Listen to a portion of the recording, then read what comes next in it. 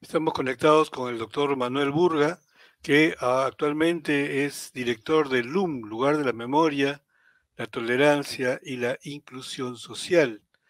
Este espacio que aparentemente había sido ubicado en un lugar un poco recóndito, ahora en realidad se ha convertido en el punto central de un espacio muy bonito que se ha llenado de jardines. Está ahí el Puente de la Amistad, el Parque Bicentenario, y es un verdadero atractivo, siendo que su intención no es la de distraer propiamente, sino la de generar una reflexión. ¿Cómo estás, Manuel? Gusto de verte después de tiempo. Igualmente, Carlos, qué gusto de conversar contigo. Adelante con tu pregunta. Muy bien.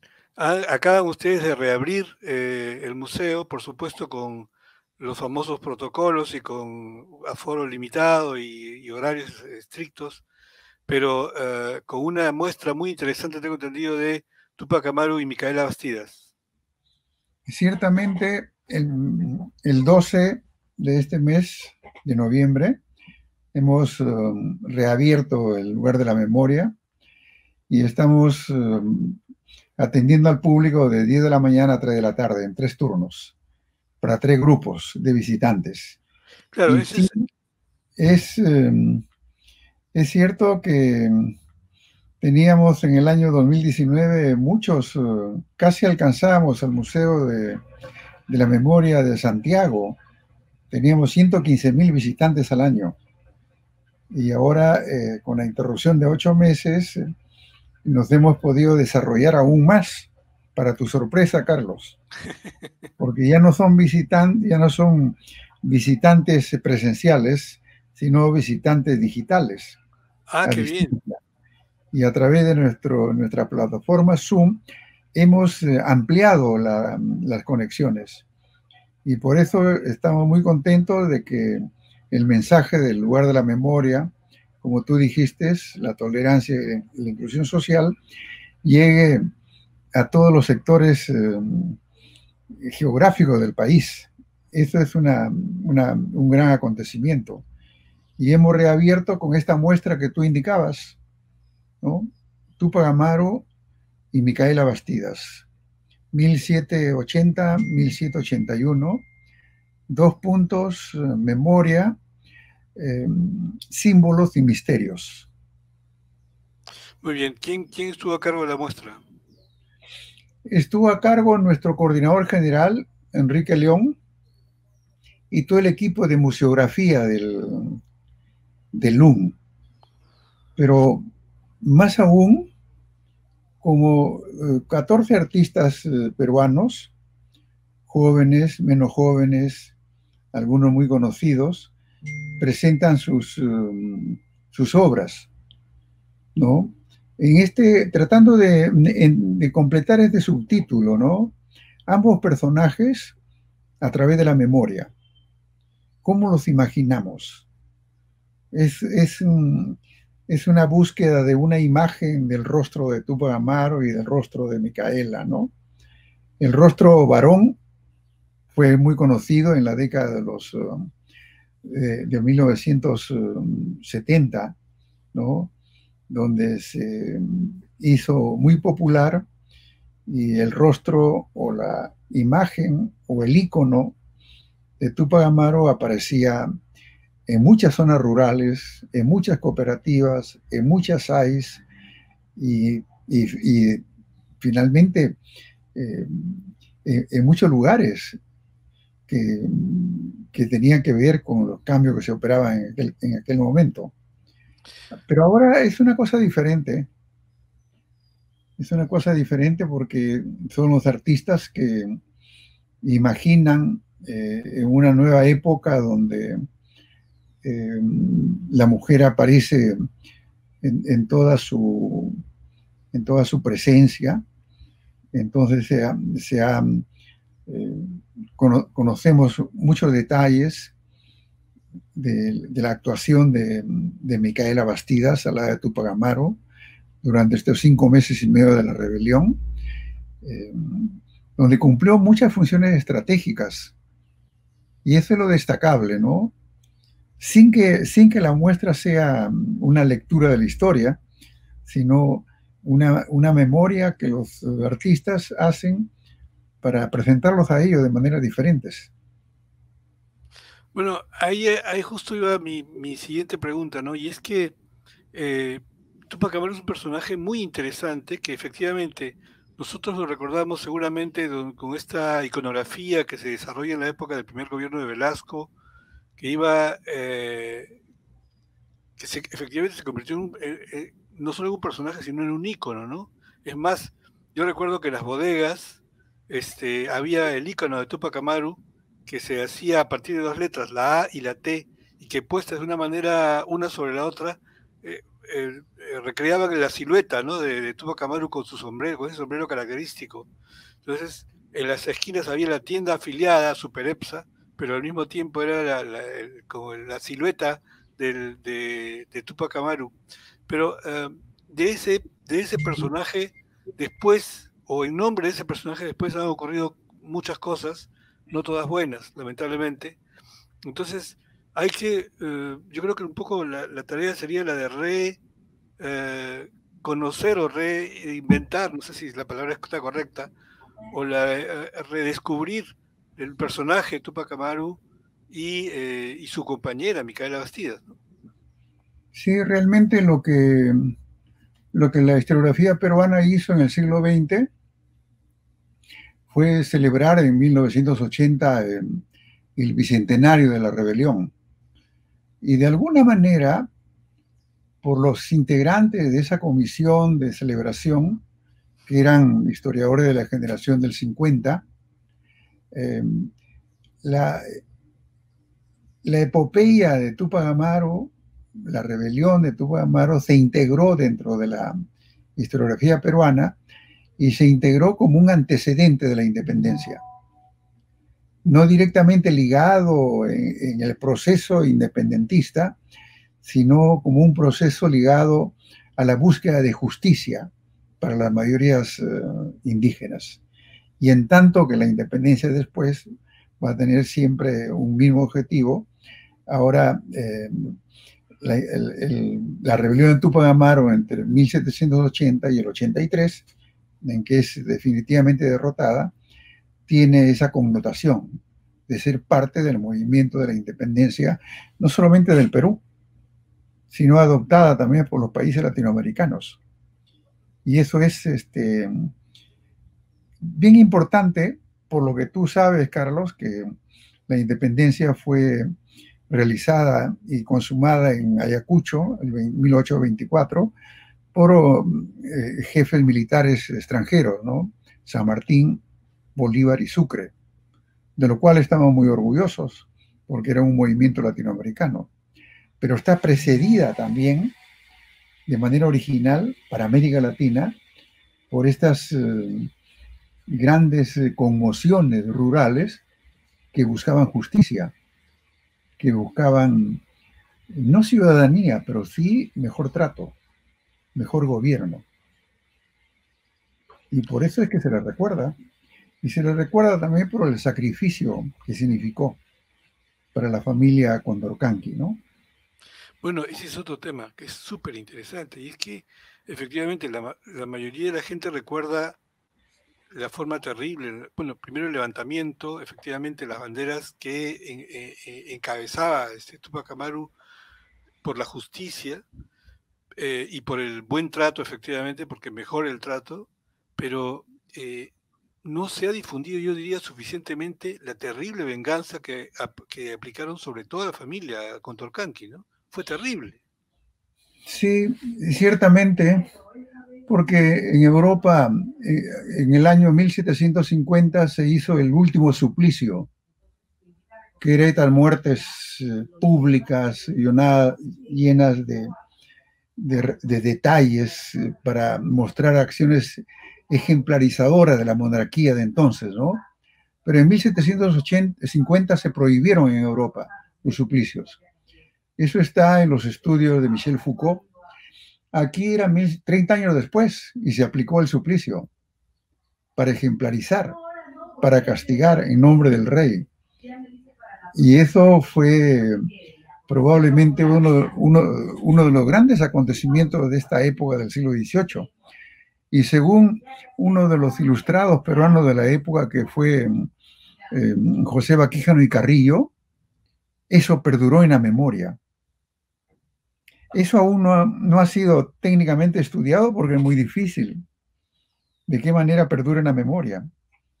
Porque durante la ejecución de la sentencia, ¿no?, el 18 de mayo de 1780, los indígenas desaparecieron de la plaza principal del Cusco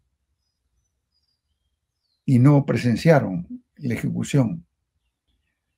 ¿Cómo es que después eso se convierte en un elemento importante de la memoria que se transmite?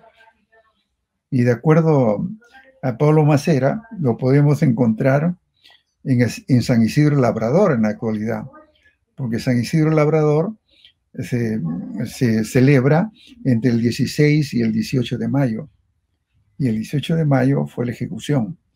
Es una asociación libre académica que hacía Pablo, pero es una asociación significativa.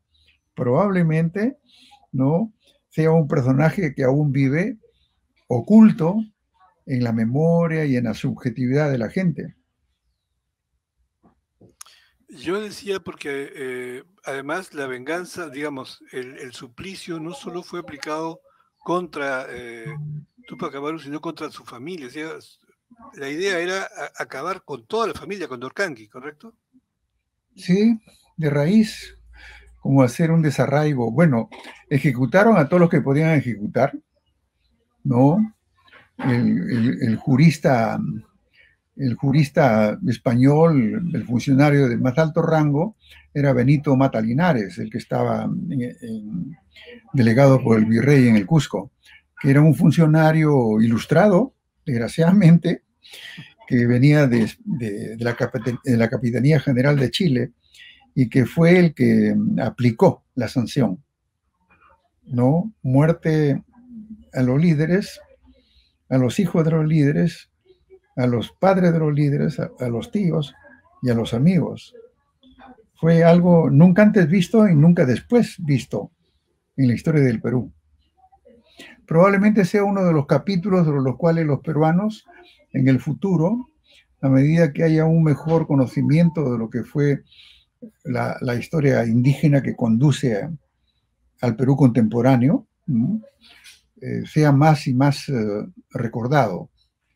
El lugar de la memoria ha querido esta vez recordarlo de una manera muy particular y muy creativa, como un antecedente de lo que es el bicentenario el próximo año, ¿no?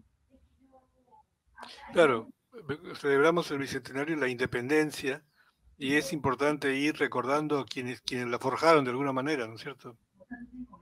¿Quiénes van a ser después los soldados reclutados por en los campamentos del Ejército Unido Libertador, que son los indígenas, son las poblaciones afroperuanas, las que coinciden, ¿no?, bajo la dirección de las jefaturas militares extranjeras, con parte de los ejércitos que venían de Venezuela, de la Gran Colombia, de Buenos Aires y de Santiago. Fue uno de los capítulos más hermosos en América Latina, ¿no?, donde sin que existan las naciones, solamente las regiones se unen para lograr el movimiento de la independencia y recordando el movimiento de Túpac Amaru. Hay que recordar, Carlos, que desde 1808 hasta 1821 se sucede una serie de movimientos que recuerdan el liderazgo del Inca. No del Inca Túpac Amaru, del Inca en general. Porque todos los líderes buscaban legitimidad a su liderazgo acudiendo a una tradición cultural. Y la tradición cultural de los indígenas y de algunos grupos mestizos de provincias era recordar ese liderazgo que dio bienestar a las poblaciones. Pero no solo ahí nos detenemos, ¿eh? Manuel Belgrano, el argentino, cuando tuvo que discutir qué es lo que debemos hacer para la forma de gobierno en las repúblicas nuevas, él propuso una solución. busquemos un descendiente de los incas para el Perú, una realeza, y retomemos esa realeza como una forma de transición. Es decir, hay muchos elementos de la historia de esa época que no se conocen con precisión y que los estamos volviendo a reconocer. Cada época conoce su historia de la manera como lo necesita en el presente. Y probablemente en el presente necesitamos mayor ciudadanía para las poblaciones indígenas y entonces recurrir a esa rebelión que en realidad lo que buscaba era mayor justicia para todos, mayor justicia fiscal para todos y mejor trato. Vamos ahora un poco a hablar del mismo LUM, del lugar de la memoria. ¿Cuál es el objetivo central del lugar de la memoria? Aparte de, digamos, ser un espacio de reflexión y de memoria de la época de violencia que nos tocó vivir. Bueno, el objetivo central del lugar de la memoria lo enunció por primera vez la CBR, la Comisión de la Verdad y la Reconciliación, cuando entregó su informe el 2003 al presidente de aquel momento. Y una de las recomendaciones era crear un lugar de la memoria. Desde el 2003 hasta el 2015, en que abre el lugar de la memoria, pasan 12 años. 12 años de una serie de intentos y finalmente se cristaliza a fines del 2015 y se inaugura en diciembre. ¿Y cuál es la misión del lugar de la memoria? La misión la definió en primer lugar la CBR, recordar los años de la violencia. Y los años de la violencia se extienden entre 1980 y el año 2000, 2 décadas. 2 décadas de violencia que conmovieron al país. Y cuando hizo las estadísticas la CBR, encontró que habían muerto algo cercano a 70,000 personas, lo que teníamos que multiplicar probablemente por 5 o por más para ver la afectación en toda la sociedad. Esa es la misión fundamental, es decir, hacer la memoria de esas décadas. Y cuando decimos la memoria, Carlos, nos estamos refiriendo a las memorias en plural, las formas como las personas, las familias y los colectivos recuerdan esta época de la violencia. No, la memoria no es la historia, que es más epistemológica, la memoria es fenomenológica, la memoria la tenemos cada uno a nuestra manera y respondiendo a nuestros intereses. Entonces, las memorias que mostramos en el lugar de la memoria no son solamente de civiles afectados, sino también de las fuerzas del orden, de las fuerzas del orden que se enfrentaron con los 2 grupos terroristas, ¿no? Con Sendero y con el MRTA. Entonces, hay una diversidad de memorias, hay una parte gráfica y fotográfica del lugar de la memoria, pero hay otra parte auditiva que es una persona, todas las personas, donde hay 18 testimonios que tú los puedes visitar. Sí, ya los he visitado, sí. ¿No? Y donde hay 18 testimonios, Tremendo. desde el testimonio de García Rada, el señor Domingo García Rada, o los testimonios de algún obispo de la región del Cusco, hasta los testimonios de Mamá Angélica, de la señora Angélica Mendoza, que cuentan sus sentimientos y traducen su memoria, ¿no? en 5 o 6 minutos, que son lo que hemos puesto ahí, ¿no? Pero en realidad los testimonios duran 45 minutos en promedio, que quisiéramos que a los interesados puedan acceder a esos archivos más completos, ¿no? Entonces la misión del lugar de la memoria es eso es recordar Pero podrías preguntarme, Carlos, ¿para qué recordar? ¿No es cierto? Por supuesto que es para no olvidar, eso debe ser siempre presente en la memoria, ¿no es cierto? Con la, con la, con la aspiración tan grande, muchos de los filósofos han pensado, más que los historiadores, ¿ah? Como George Santayana, que decían, eh, hay que recordar las malas acciones, hay que recordar los errores cometidos para que no se vuelvan a repetir. Exactamente. Pero nosotros lo traducimos en mensajes educativos. No solamente recordar para que no se repita, sino recordar para crear una cultura ciudadana diferente. No para catequizar a la gente, sino para ofrecerle la posibilidad de que ellos mismos se descubran en lo que son, digamos, las lecciones de esta década de la violencia. ¿Y la reconciliación? La reconciliación es la expectativa final. En eso han trabajado mucho los países europeos, unos con más suerte, unos con menos suerte. Y te digo, lo que hemos visto por las vinculaciones que tenemos es Alemania, es uno de los ejemplos mejores, ¿no? Sí. Donde la reconciliación ha sido producto de un acto de contrición. Tú sabes que la contrición, tú como buen católico lo sabes, la contrición es el hecho de tomar conciencia de un pecado y de un acto malo. Y el hecho mismo de poder decir eso fue incorrecto, te prepara para el siguiente camino, ¿no? La convivencia y la reconciliación. No una reconciliación, digamos, con los otros que estuvieron enfrentados solamente, sino una reconciliación con uno mismo. Uh-huh. Yo creo que los mejores ejemplos que hasta ahora tenemos públicos, conocidos, son el de José Carlos Agüero y de Lurgio Gavilán, ¿no? Sus padres de José Carlos Agüero fueron senderistas y murieron en acciones terroristas. Y Lurgio Gavilán, él fue senderista, él fue reclutado, después fue soldado, después fue antropólogo, después fue religioso y finalmente es escritor y muestra su múltiple metamorfosis. Lo que me gustaría es contribuir en el Perú a una metamorfosis colectiva que aprecie mejor la vida democrática, la convivencia en los principios de tolerancia y de inclusión social, que es lo que el país necesita en este momento más que nunca. Correcto.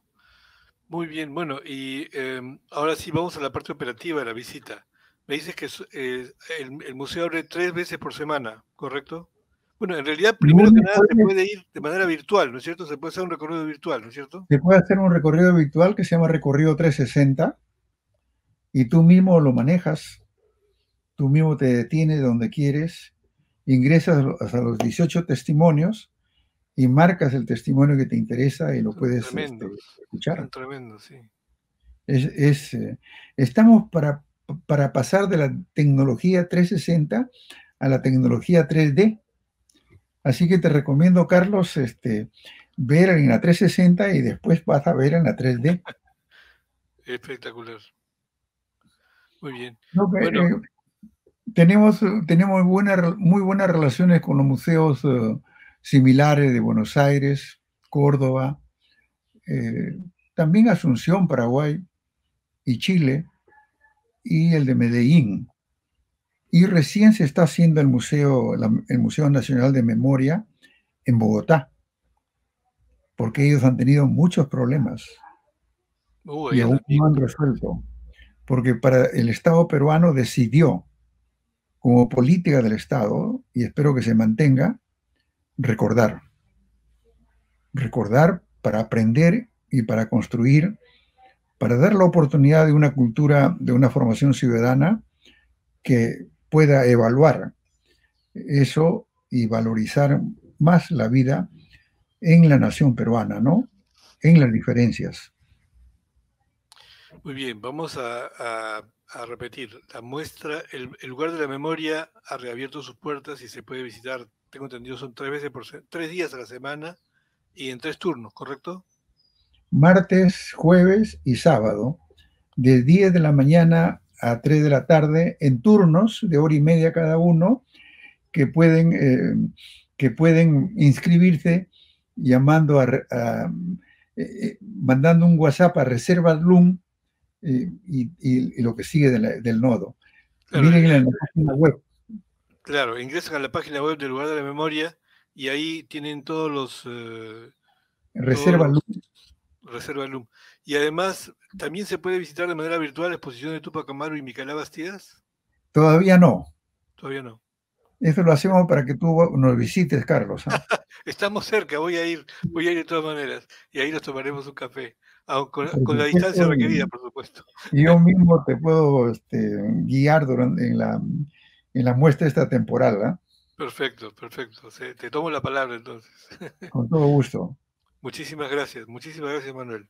A ti, Carlos. Muchas gracias. Hemos conversado con el doctor Manuel Burga, director del Museo del Lugar de la Memoria, la Tolerancia y la Inclusión Social, a propósito de la muestra de Tupac Amaru y Micaela Bastidas. Gracias.